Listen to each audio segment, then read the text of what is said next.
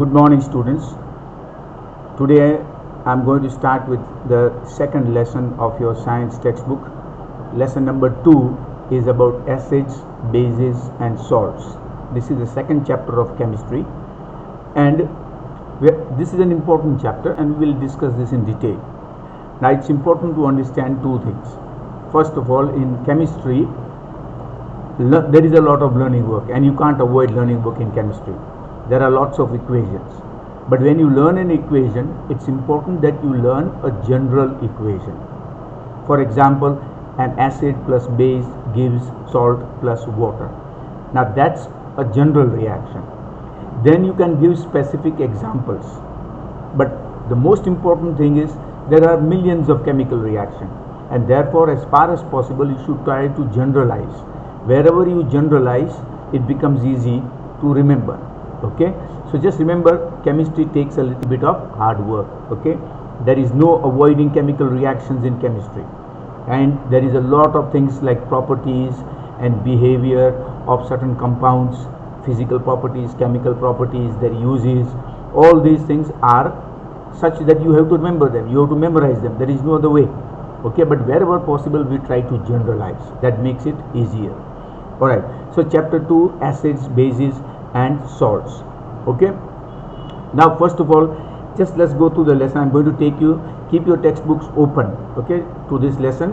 Alright, acids, bases and salts, and wherever possible use a highlighter or you can use your pencil to underline whatever I have highlighted, and also with the help of a pencil write down any question or any comment in the margin wherever I have indicated. Alright, for example, you can see here, okay, I have indicated there are certain comments here. What are indicators? Now that is exactly where you should be writing it. You should write it down. Okay, let's start. You have learnt in your previous classes that the sour and bitter tastes of food are due to acids and bases respectively present in them.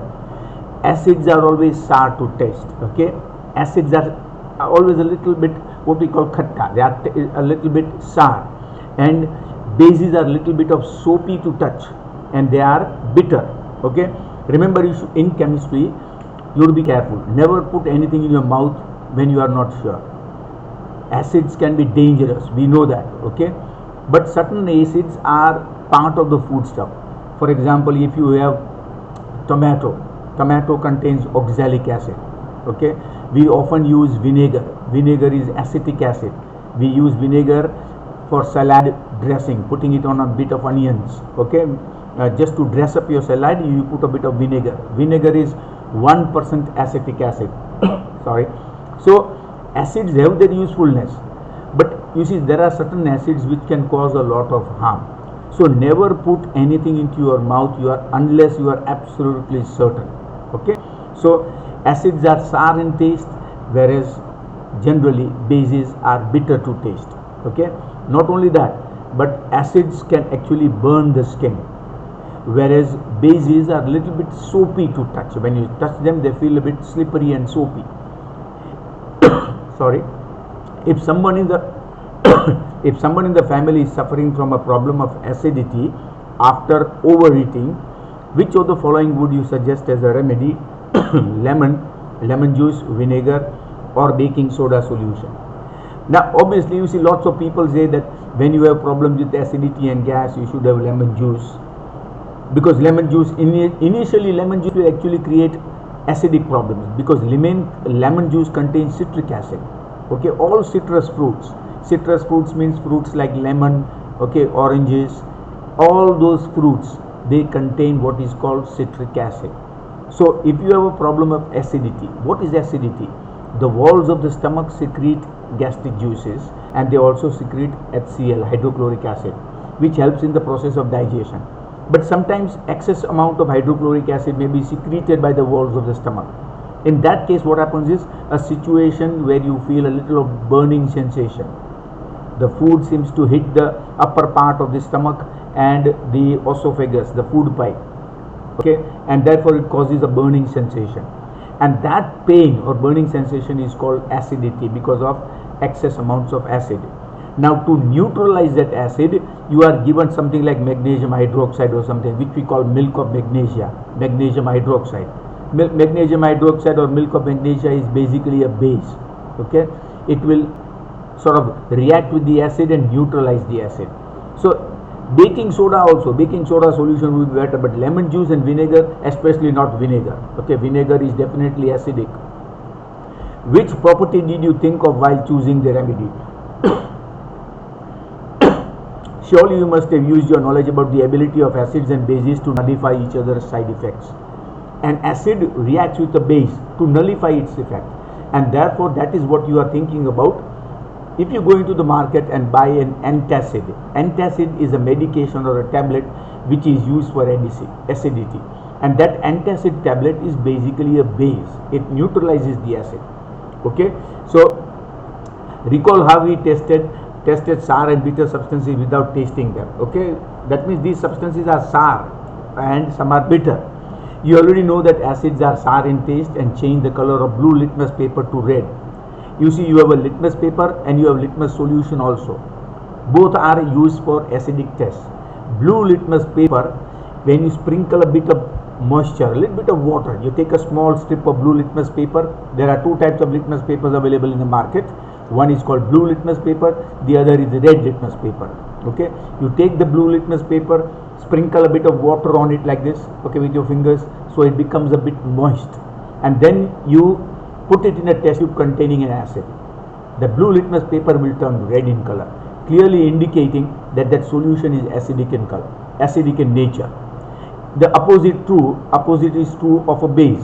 If you take sodium hydroxide solution, sodium hydroxide is a strong base. If you take a sodium hydroxide solution, take red litmus paper, sprinkle it with the water, moisture, and put that red litmus paper into a solution containing a base, then you will suddenly see it turns blue. So acids turn blue litmus paper to red, whereas bases turn red litmus paper to blue. Okay, this is the perfect test of acids.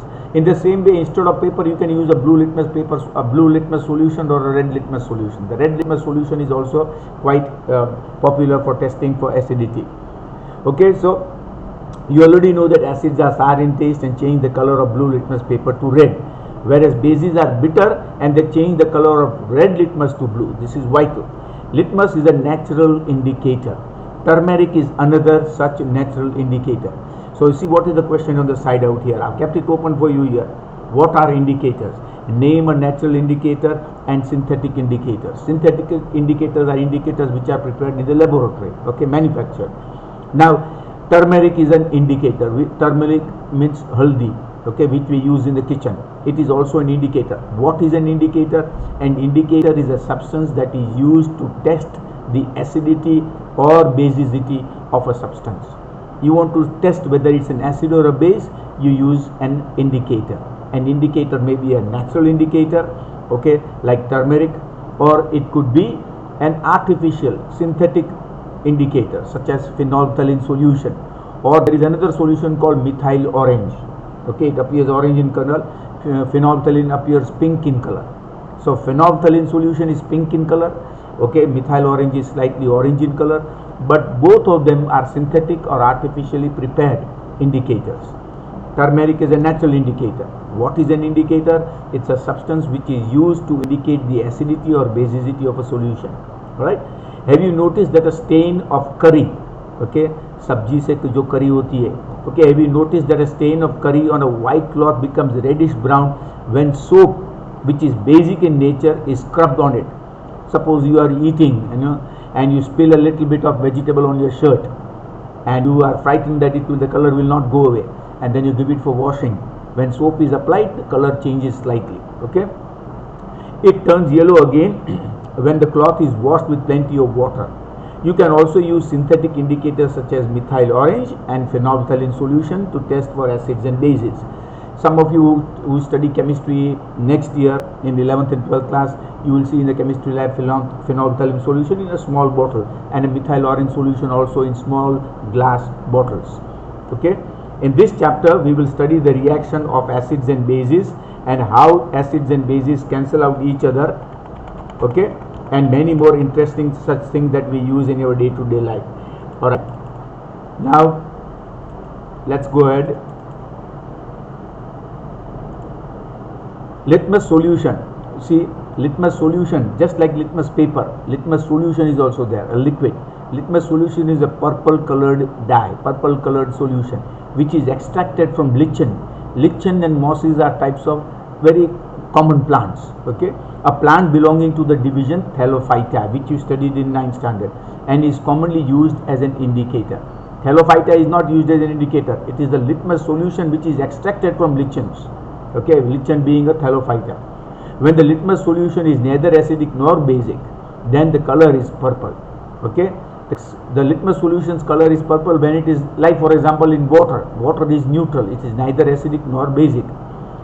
There are many other natural materials like red cabbage leaves, turmeric, colored petals of some flowers such as hydrangeas, petunia and geranium, which indicate the presence of acids or bases in a solution. These are called acid-base indicators, or sometimes they are simply called indicators. Indicators are always used to indicate whether a given substance is an acid or a base. Some substances are naturally occurring, they are called natural indicators. Some like methyl orange and phenolphthalein are artificially prepared, they are artificial or synthetic indicators. Alright, again you see there are certain questions which I always put there for your guidance and for your help out here. You see there is one out here. Okay, what is litmus solution?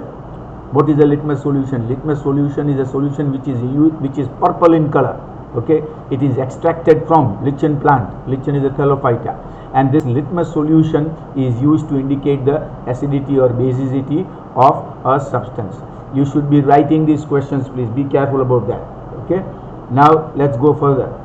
All these questions which appear in blue in color, okay, those answers to those questions I have already prepared them, and as soon as the chapter is over I will send it to you as a PDF. So don't worry about these questions. Okay, lot of questions, not just those which are in blue color, but there are many more questions which are part of the text, part of the material of the text. Okay, and those questions also, extra questions also, I have already prepared it, and I will send the PDF to you as soon as we finish the chapter.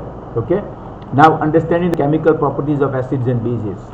You see, first of all, acids and bases are very common in life. We find acids in our body also. As I said, hydrochloric acid is part of the gastric juices which help to digest food. Acids are also found in nature. Many fruits contain acid, citric acid. Okay, vitamin C is an ascorbic acid, vitamin C, naturally occurring acid. There are many acids, tartaric acid, which is found in imli. Okay, in short, there are many acids which are occurring in nature, and they are useful also. But at the same time, one has to be careful. You see, there are, for example, 3 main acids which are called mineral acids, and these mineral acids are used in the laboratory. For example, hydrochloric acid, nitric acid and sulfuric acid. Okay, these are called mineral acids, and they are very strong acids. They are used for chemical reactions. Concentrated acids are extremely powerful, and one has to be very careful while you handle those concentrated acids. We will come to that just a little while.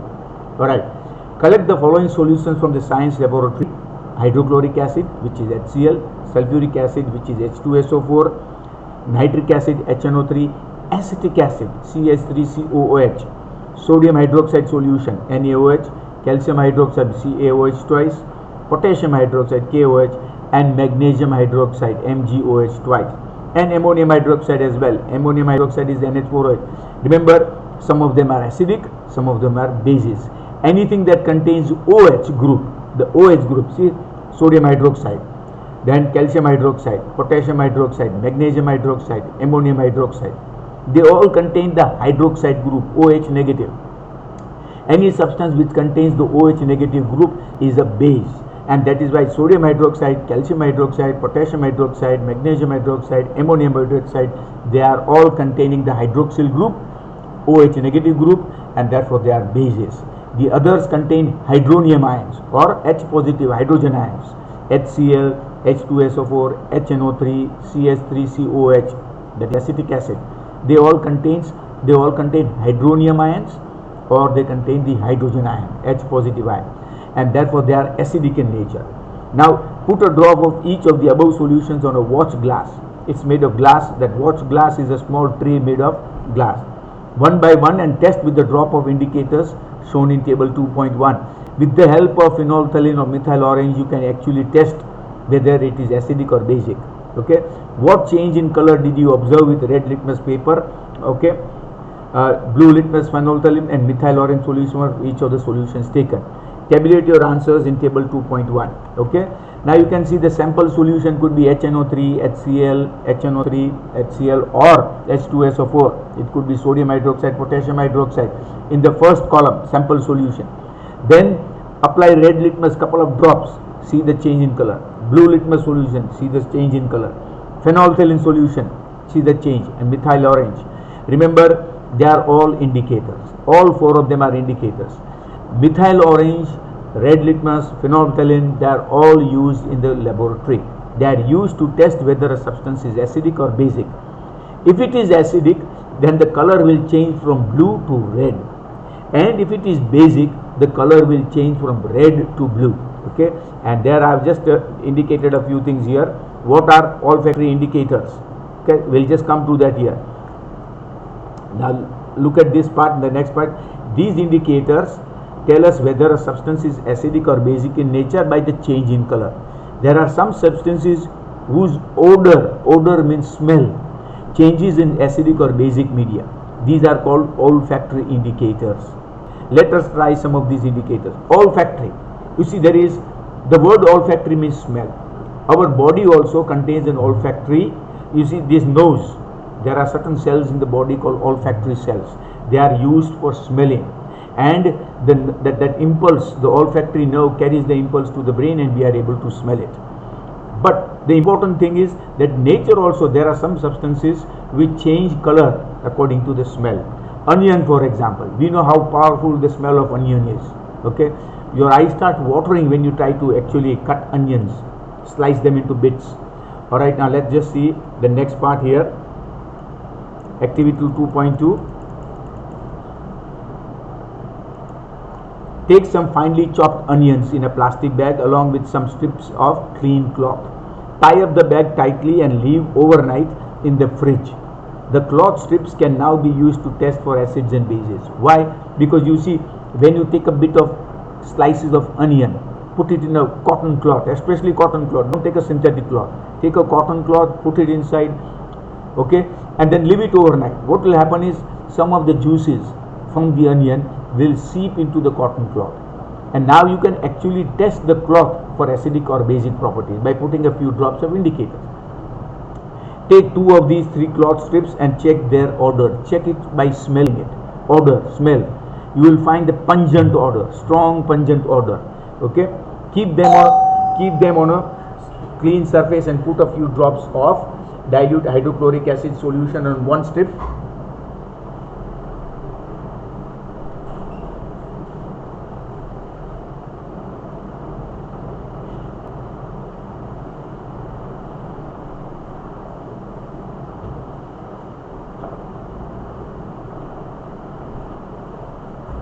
Sorry for the interruption. There was someone at the door and I had to open the door. Alright, so you can see that smell of onions is very powerful, and it can actually it can make your eyes water. So just be a little bit careful when you handle onions. Okay, keep them on a clean surface and put a few drops of dilute hydrochloric acid solution on one strip and a few drops of dilute sodium hydroxide solution on the other strip. Again, you will see the change in color because one is an acid, the other is a base. Alright, now again, as I said, that many of these experiments are conducted very easily, but you must be very careful when you handle acids. Alright, now rinse both the cloth strips with water and again check their odor. If you rinse it, wash it thoroughly with cloth, then the smell of onions will gradually disappear, but gradually, it won't disappear very quickly. Note your observations. Now take some dilute vanilla essence and clove oil and check their odor. You see, these substances are not easily available, and therefore even in the laboratory these tests will not always be conducted. Take some dilute hydrochloric acid solution in one test tube and dilute sodium hydroxide solution in another. Add a few drops of dilute vanilla essence. Essence is a substance which is known for its smell. To both test tubes and shake well. Check the odor, check the smell once again and record changes in the smell, if any. Similarly, test the change in odor of clove oil. What is clove oil? Clove oil is basically nothing but, all of you have heard about and tasted, also eaten also. It's very strong. Loving oil, okay, loving, LIC or loving, they are all spices. This loving is black in color. उसमें से जो oil extract किया जाता है, that is called clove oil, and it's considered quite healthy, but it is also strong. With dilute HCl and dilute sodium hydroxide solution, and record your observations. Okay, which of these, vanilla, onion and clove, can be used as an olfactory indicator on the basis of observations? Onion is also strong, vanilla is not so strong, but clove oil also is strong, but onion is probably the most strong in smell as an indicator. Okay, let us do some more activities to understand chemical properties of acids and bases. How do acids and bases react with metals? Now this is an important part. How do acids and bases react with metals? You see, first of all, strong acids will react vigorously with metals. Weak acids like acetic acid is a weak acid. Okay, weak acids will not react with metals very well, but most of the time hydrochloric acid, sulfuric acid, nitric acid, they are considered strong mineral acids. They will react with metals. Alright, this, and of course when you handle acids you have to be cautious. It is better to let someone who knows how to handle acids should be able to handle it. Otherwise acids can cause severe burning of the skin. Okay, alright, caution, this activity needs the teacher's help. Set the apparatus as shown in figure 2.1. Take about 5 milliliters of dilute sulfuric acid in a test tube and add a few pieces of zinc granules. Granules means small pieces. Okay, zinc granules to it. What do you observe on the surface of zinc granules? Past the gas being evolved through the soap solution. Why are bubbles formed in the soap solution? Take a burning candle near a gas-filled bubble. What do you observe? Repeat these activities with some more acids like hydrochloric acid, nitric acid and acetic acid. Acetic acid, CH3COOH. Okay, this is an acid. This is acetic acid. This is acetic acid, and I'll just write it for you out here. Okay, this is acetic acid. And what you have to understand is that the acid itself is used very sparingly, but in the chemistry lab acid is not used so often, because it does not have so many chemical reactions, for the simple reason that it's a weak acid. Alright, now are the observation all the cases the same or different? Alright, now let us just see this experiment here. Okay, let me explain it from the experiment itself. Now, reaction of zinc with dilute sulfuric acid or dilute hydrochloric acid. Instead of sulfuric acid, you can even take sulfuric acid or hydrochloric acid. Don't take nitric acid. Okay, it's better not to take nitric acid. It's best to take hydrochloric acid or sulfuric acid. Alright, but both of them must be dilute, not strong concentrated acids. Now you can see there is a white stand out here. This white stand is called a retort stand, RETORT, a retort stand. Okay, and then at the same time this tube out here, I'll just write it out here.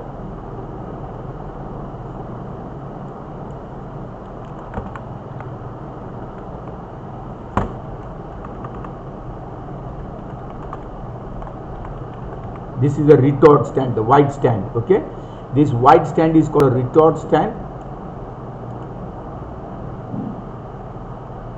This part here, okay, this is different. Retort stand you can have here.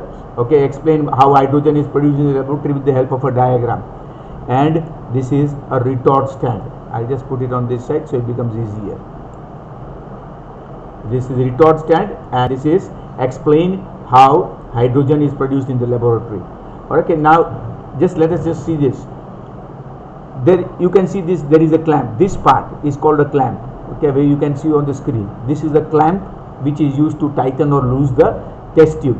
This test tube is not a soft test tube, it's a hard glass test tube. Why is it called a hard glass test tube? Because it can be used for heating. Otherwise, you see, in a soft glass test tube, it can easily crack, especially if an acid is involved. The glass can crack because acids can create excessive heat, and that can actually crack the glass bottle or a glass test tube. So a hard glass test tube is used generally for such reactions, not a soft glass test tube. Then After that, there is dilute sulfuric acid and zinc granules. You can see small zinc granules inside. Okay, these zinc granules will react with the dilute hydrochloric acid and a gas will come out.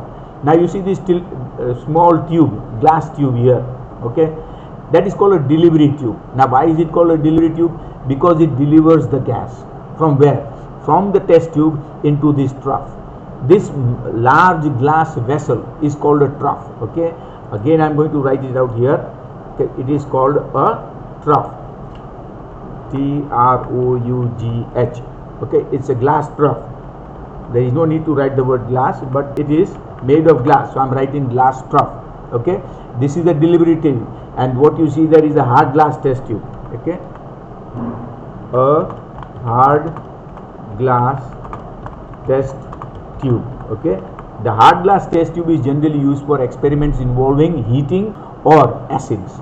Alright, so we have got this trough which is filled with water, okay, or soap solution. You can put soap, because you see soap creates those nice friendly, toy like bubbles which children enjoy, those bubbles, and that's why it can be simple water also. It doesn't have to be soap solution, but with soap solution you will see bubbles flying out everywhere, and therefore it will make it a little more fun.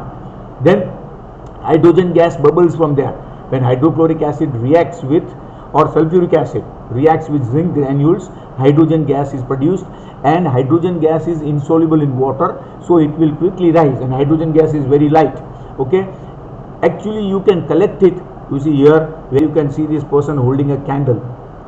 Holding a candle can be quite dangerous, because when the gas comes out, hydrogen gas is a self-combustible gas. It can explode, it catches fire, so one has to be very careful. Actually this is not the correct way or the best way of doing it. What you can do is, you can collect it in a gas jar. A nice jar is there. You can collect the gas in the jar, and then you can put a burning candlestick, or even better than that, a incense stick. So the fire won't be large. You see, you can control the fire. So it's very careful when you do this. This is why a teacher is required for this. But then generally, this experiment is used to produce gas, hydrogen gas in the laboratory. If your teacher has taken you to the lab, this is the best way if they want to show you how hydrogen gas is produced in the lab.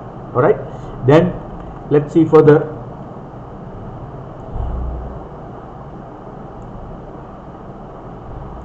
Alright, reaction of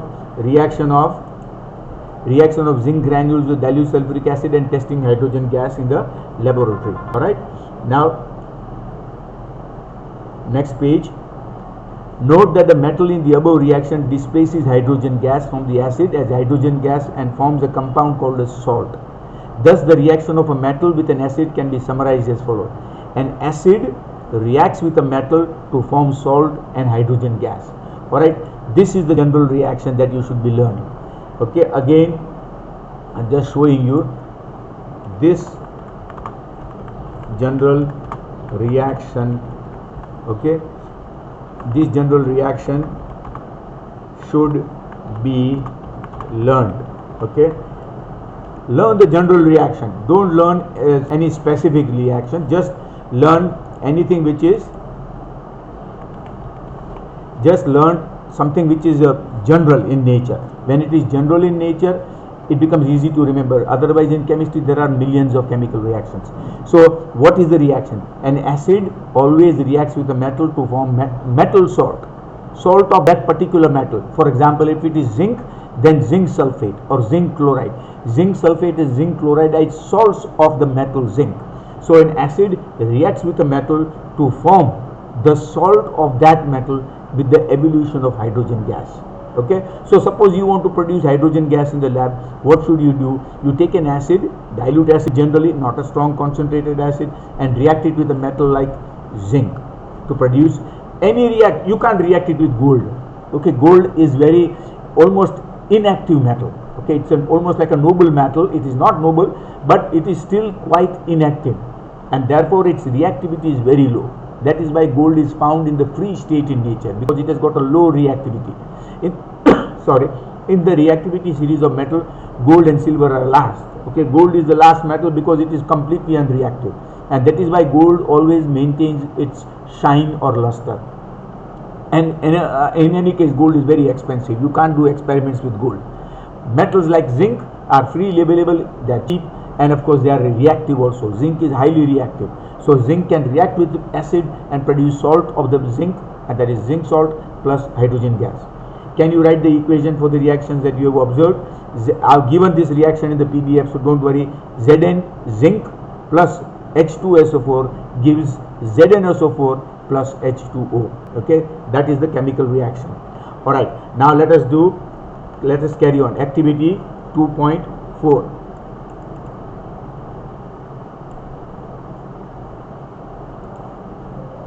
All right, let's carry on with this. Okay,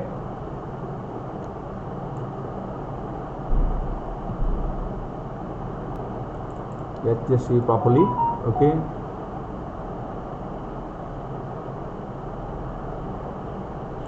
yes, so we are discussing about how zinc and reacts with the different types of metals to form. So an acid plus metal gives metal salt plus hydrogen gas.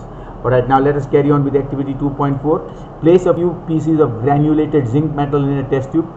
Add about 2 milliliters of sodium hydroxide, which is the base, and warm the contents. Warm the contents means just put it over a Bunsen burner and allow it to heat a little bit. Repeat the rest of the steps is in activity 2.3 and record your observations. And what will happen? You see, sodium hydroxide will react with zinc to give sodium zincate. Sodium zincate plus hydrogen gas. Actually, the amount of hydrogen gas evolved by this method is very small. Small amounts of hydrogen gas may be evolved. And a sodium and zinc salt, sodium zincate, is a salt of sodium and zinc. Na2ZnO2. This is an important compound, sodium zincate. But this reaction is not commonly used to produce hydrogen gas, because the amount of hydrogen gas produced by this reaction is very small. It is better to use an acid and a metal rather than a sodium hydroxide, which is a base. Okay, you can find again